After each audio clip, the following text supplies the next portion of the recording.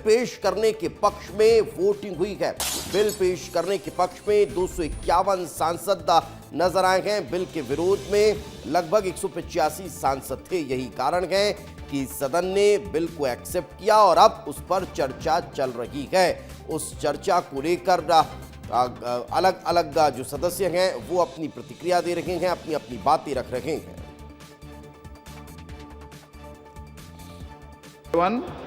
प्रश्न ये कि विधेयक को पुनर्स्थापित करने की अनुमति प्रदान की जाए। जो सदस्य इसके पक्ष में हैं वह हाँ कहें, जो सदस्य विरोध में ना कहें। मेरे विचार में निर्णय तो सुना आपने, और यही कारण है कि अब बिल को एक्सेप्ट किया गया है। मगर लोकसभा में ओवैसी ने संशोधन बिल का विरोध किया है और कहा है मैं संविधान संशोधन बिल का विरोध करता हूं। ओवैसी ने यह कहा है ये बिल सिर्फ महिला आरक्षण के लिए नहीं है।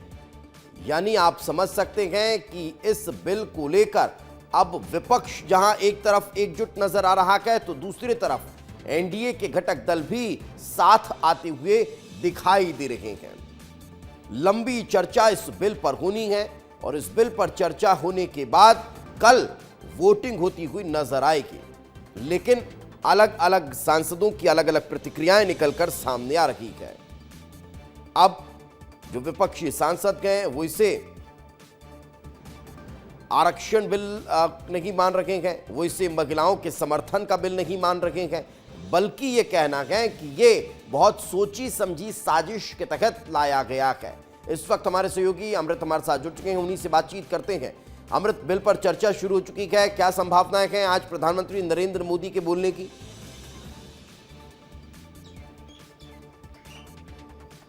देखिए, प्रधानमंत्री नरेंद्र मोदी जो है जो बताया जा रहा है दोपहर के बाद 3 बजे जो है वो लोकसभा को संबोधित कर सकते हैं।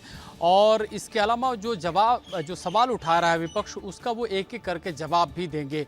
आपको बता दें कि विपक्षी दलों की तरफ से जब कल ही बैठक हुई थी तो उन्होंने अपना मंसूबा तय कर लिया था और उसी दौरान यह स्पष्ट किया था कि जो तीनों बिल हैं उसको लेकर के वो एक ही राय रखें। वो राय है कि वो महिला आरक्षण के विरोध में नहीं है, लेकिन जिस तरह से तीनों बिल के साथ महिला आरक्षण को लाया जा रहा है, ऐसा लग रहा है कि ये महिला आरक्षण को सामने रख करके सरकार अपने जो कहा जाए स्वार्थ है उसको सिद्ध करने की जो है जुगत में लगी हुई है। और ये आरोप इसलिए लगा रहे हैं, इसके एक पहला कारण है कि जब जनगणना जारी है और उसको इंतजार क्यों नहीं किया जा रहा है, हड़बड़ी में इसको क्यों लाया जा रहा है। और ऐसे वक्त में जब 5 राज्यों के विधानसभा चुनाव में से जो है बंगाल और क्या कहते हैं तमिलनाडु के चुनाव बाकी हैं, ऐसे में यह बिल लाना जो है कहीं ना कहीं उनको ये कह रहा है कि ये फिशी लग रहा है। इसी की तरह से जैसे कि आपने असदुद्दीन ओवैसी का जिक्र कर रहे थे, अखिलेश यादव ने भी आरोप लगाए। अभी गोगोई बोल रहे हैं सदन के भीतर लोकसभा में, वो भी यही बात आरोप लगा रहे हैं कि हम महिला आरक्षण के विरोध में नहीं है, लेकिन परिसीमन को लेकर के और 131वां संविधान संशोधन है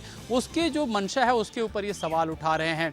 लेकिन सरकार का कहना है कि जो विपक्ष जो एक तरह से आरोप लगा रहा है वो सही नहीं है, वो नियत पे सवाल उठाने वाली बात नहीं है। 1971 से चूंकि जो परिसीमन बाकी चीज़ें बनी हुई थी वो वैसे की वैसे चली आ रही थी, 2026 में फ्रीज हैं। ऐसे में जब एक सांसद जिसके ऊपर 22 से 23 लाख से ज़्यादा नागरिकों का बोझ है उसको तो हल्का करना पड़ेगा और यह जो है कहीं ना कहीं ये बीड़ा उठाना पड़ेगा किसी को, और सरकार इसी को उठा करके आगे बढ़ रही है। चूँकि जाहिर तौर पर ये तीनों बिल एक दूसरे से इंटरलिंक्ड हैं, लेकिन इसको निगेटिव आस्पेक्ट में देखना भी सही नहीं लग रहा है, ये सत्ता पक्ष का कहना है। जबकि टीआर बालू बोलने के उठे तो उन्होंने कहा कि इसको तो आपने सैंडविच की तरह बना दिया है और हमारे हक इसमें मारे जाएंगे।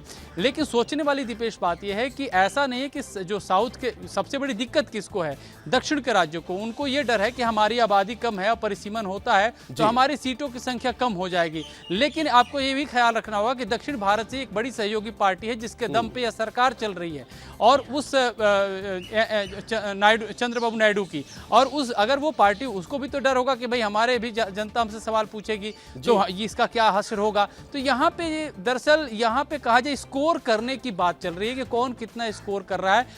अभी प्रधानमंत्री जब बोलेंगे उसके बाद थोड़ी सी और स्पष्टता आएगी, चूंकि बहस चलने वाली है, बहस चलेगी, जिरह होगी और दूसरी पार्टियां तो इसको और एंगल दे रही हैं कि यह जो है कहीं ना कहीं महिला आरक्षण में भीतर जो है आरक्षण की बात कही जा रही है, जिसमें SC ST और मुस्लिम महिलाओं के लिए जो है आरक्षण की बात हुई। हालांकि अमित शाह ने इसको खारिज कर दिया, बोला कि संविधान में कहीं भी ऐसी चीज़ नहीं है कि कोई धार्मिक आधार पर आरक्षण दिया जाए।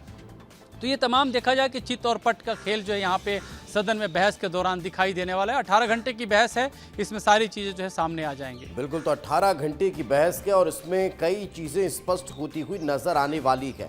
लेकिन ये समझना होगा कि आखिर इस पर जिस तरह की चर्चा विपक्ष कर रहा है, क्या कोई बहुत बड़े नुकसान की कोई आशंका उन्हें नजर आ रही है, या फिर सिर्फ और सिर्फ चुनावी लाभ और नुकसान आकलित किया जा रहा है? जी, आपने शब्द इस्तेमाल किया चुनावी। बेशक वही बात है, क्योंकि अगर परिसीमन देखिए, परिसीमन तो होना ही होना है। जैसे कि मैंने कहा कि चंद्रबाबू नायडू, उनको नहीं लगता है कि मेरे साउथ की सीटें हैं वो घट जाएंगी तो पूरी जनता मुझसे पूछेगी। लेकिन अमृत, इसमें मैं इंटरप्ट कर रहा हूं आपको, मैं इंटरप्ट कर रहा हूं। कई बार की विपक्ष को ये भी सोचना चाहिए कि ठीक है, हम 2011 की जनगणना के आधार पर अभी आकलन कर रहे हैं, 2026 में जब हम नई जनगणना की बात कर रहे हैं तो बहुत बड़ा कोई अंतर आ जाएगा साउथ की जनसंख्या में, तो ऐसा तो नजर नहीं आता है।